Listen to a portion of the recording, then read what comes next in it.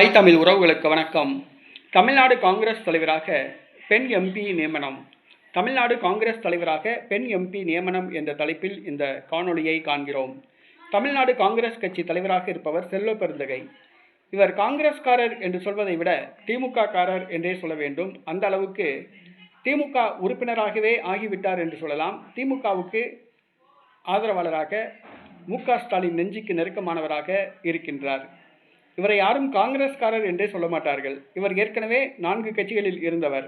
புதிய தமிழகம், புரட்சி பாரதம், விடுதலை சிறுத்தை கட்சி, பகுஜன் சமாஜ் கட்சி என 4 கட்சிகளுக்கு சென்றுவிட்டு 5வதாக காங்கிரஸ் கட்சியில் இணைந்துள்ளார்.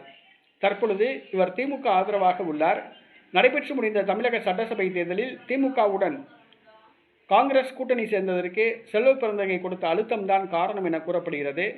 திமுகவுடன் கூட்டணி அமைக்க ராகுல் காந்தி, பிரியங்கா காந்திக்கு விருப்பமில்லை.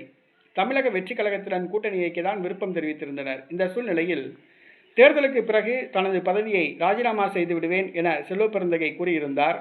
ஆனால் ராகுல் காந்தியோ, நீங்கள் என்ன ராஜினாமா செய்வதற்கு, நானே உங்களை நீக்கி விடுகிறேன் என கூறிவிட்டு செல்வ பெருந்தகையை நீக்க தயாராகியுள்ளார். தேர்தல் வாக்கு எண்ணிக்கை முடிந்தவுடன் புதிய தலைவர் நியமிக்கப்பட உள்ளார்.